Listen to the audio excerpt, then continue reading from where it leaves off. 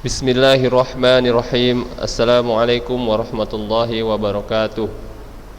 Alhamdulillahirabbil alamin. Wassalatu wassalamu ala Rasulillah wa ala alihi wa man wala wala haula wala quwata illa billah.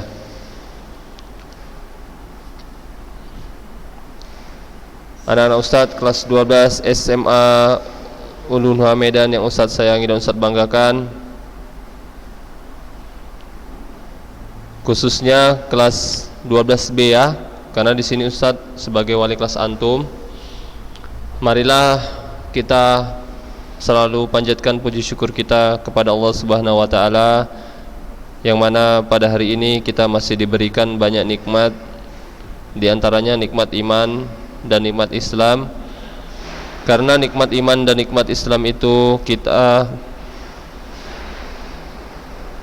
dapat mengetahui mana jalan yang baik, mana jalan yang buruk. Karena nikmat iman dan Islam yang Allah berikan, kita tahu apa hakikat hidup ini. Karena nikmat iman dan Islam itu kita bisa mempelajari jalan mana yang benar, jalan mana yang diridhoi oleh Allah Subhanahu wa taala, jalan mana yang menuju ke surga. Karena tidak ada agama pun yang ada di muka bumi ini kecuali Islam yang diterima oleh Allah Subhanahu wa taala. Karena itu marilah kita bersyukur selalu. Kalau tidak beragama Islam kita dipastikan kalau meninggal dalam keadaan non muslim atau dalam keadaan kafir, kita akan masuk neraka ya.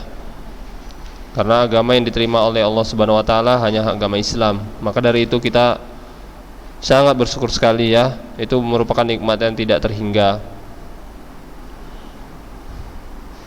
Kemudian nikmat yang patut kita syukuri selanjutnya adalah nikmat kita bisa mendapatkan orang tua yang baik, yang soleh. Ayah yang soleh, ibu yang soleh, itu merupakan nikmat yang sangat menenangkan buat kita ya. Mendapatkan ibu dan ayah yang soleh itu merupakan nikmat yang sangat luar biasa. Masih banyak di luar sana anak-anak yang tidak mendapatkan orang tua yang baik, yang soleh. Bahkan mereka dilakukan zolim oleh orang tua mereka. Ketika mereka lahir, ada yang dibunuh, langsung dibunuh ya. Ketika lahir mereka langsung dibunuh. Karena apa? Karena itu tadi, orang tua itu tidak merupakan orang tua yang soleh. Orang tua tersebut dirasuki setan ya. Karena apa? Karena dia tidak terima dengan adanya anak tersebut ya, masih baru lahir langsung dibuang, dibunuh ya. Ada juga anak yang tidak mendapatkan orang tua yang baik. Contohnya ketika dia lahir, sudah besar, sudah menjadi remaja, malah diperkosa ya oleh orang tuanya. Ya banyak kita lihat di televisi, kita dengarkan seperti itu. Sekolah anaknya ya, sudah sekolah, sudah gadis, malah diperkosa oleh ayah kandungnya atau ayah tirinya. Bahkan sampai hamil. Nauzubillah min zalik ya.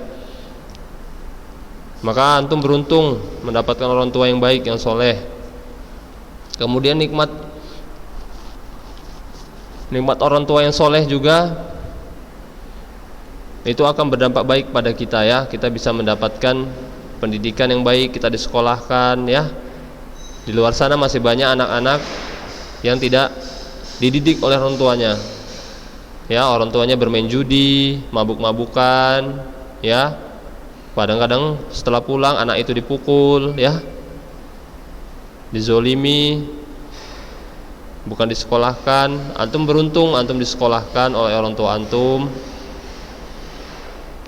Antum dikasih uang jajan, antum dikasih tempat yang layak di rumah ya, dibelikan sepeda motor, Masya Allah. Itu merupakan nikmat yang patut kita syukuri ya. Jangan lupa antum itu ya nak ya. Kemudian nikmat yang kita patut syukuri yaitu nikmat kesehatan. Ya, sampai saat ini kita masih diberikan paru-paru yang sehat oleh Allah. Kita masih bisa menghirup udara yang Allah berikan. Kita masih terbebas dari namanya virus corona ya. Seperti antum ketahui sendiri, kalau orang sudah kena virus corona, dia akan dirawat di rumah sakit tanpa boleh dijaga oleh keluarganya ya. Sekali lagi, kalau orang kena virus corona tidak bisa dirawat oleh keluarganya. Antum sendiri di situ di ruangan ya. Tidak ada yang menjaga antum kecuali dokter atau perawat yang memberikan obat atau melihat antum. Itu pun setelah merawat mungkin hanya beberapa menit. Setelah itu mereka pergi kembali ya. Setelah itu mereka pergi kembali. Maka dari itu antum patut bersyukur sekarang masih diberikan kesehatan, sehingga antum masih bisa belajar ya, masih bisa melakukan aktivitas ibadah. Dan masih banyak lagi nikmat yang Allah berikan kepada kita. Kita tidak dapat menghitungnya satu persatu ya. Kemudian mungkin antum di sini mengeluh ya, banyak mengeluh. Kok seperti ini sekarang belajarnya ya, melalui daring seperti ini.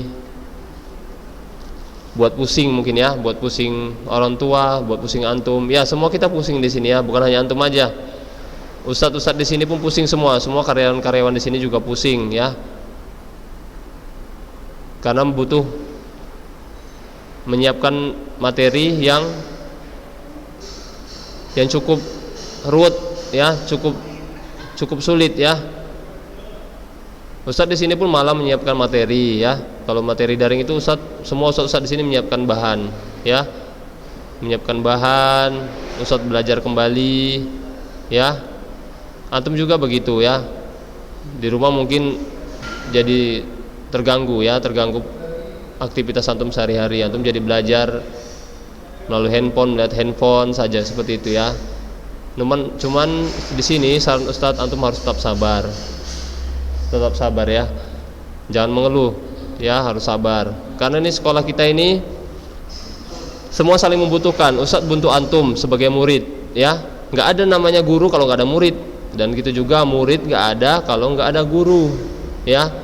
Semua di sini kita saling membantu. Ustadz di sini pun bukan merasa dihargai ya, bukan ingin merasa dihargai, enggak. Di sini Ustadz hanya ingin sekolah kita ini bertahan ya.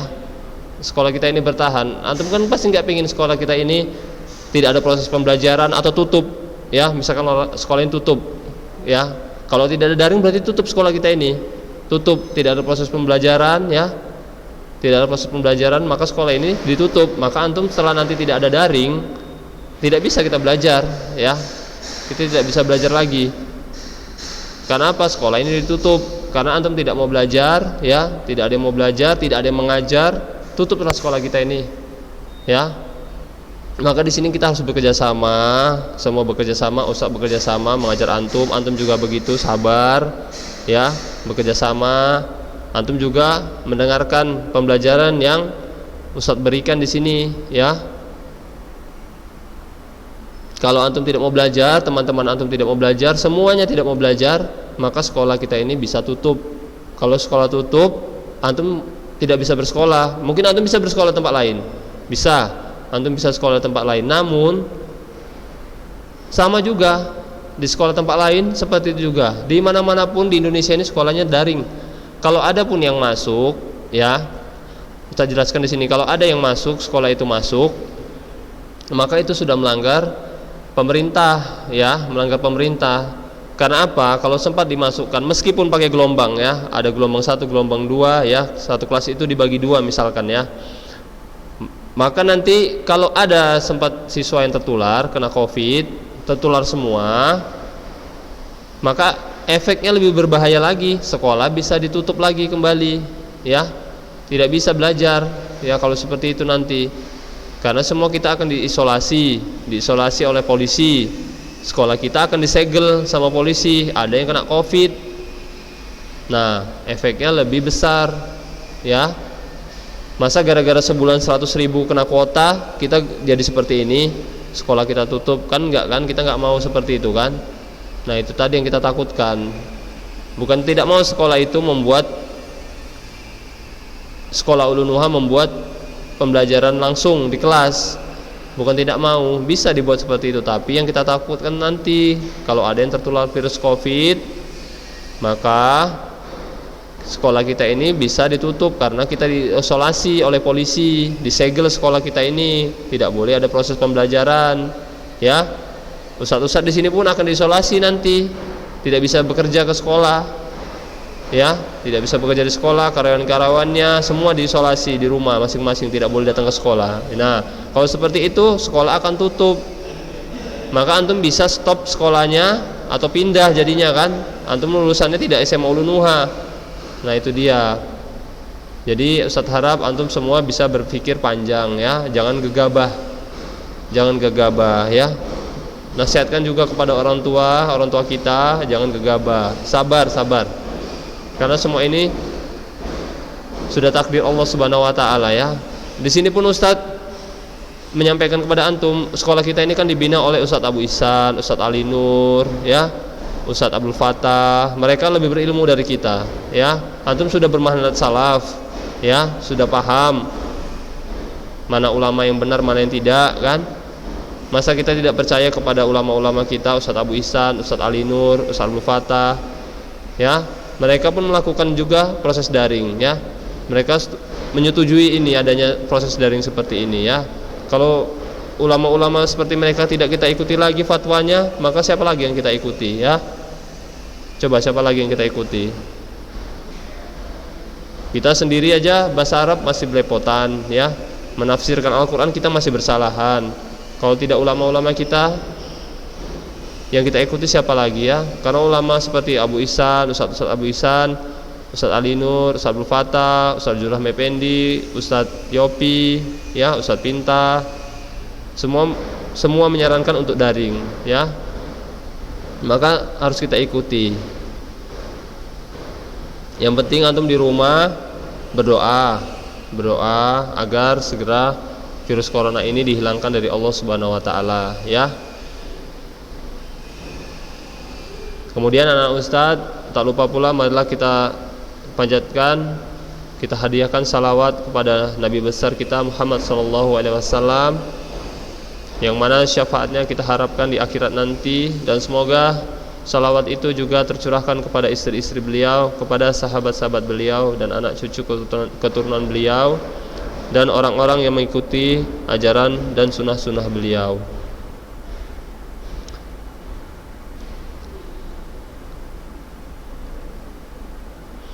Anak-anak Ustadz kelas 12 B yang Ustadz sayangi dan Ustadz banggakan,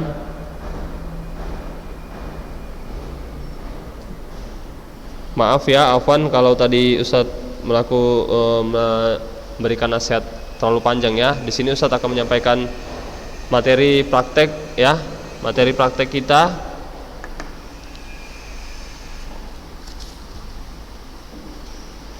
Ujian praktek kita nanti yaitu tentang olahraga atletik, ya, tentang olahraga atletik cabang lari sprint. Jadi antum lakukan nanti bukan lari, ya, di rumah.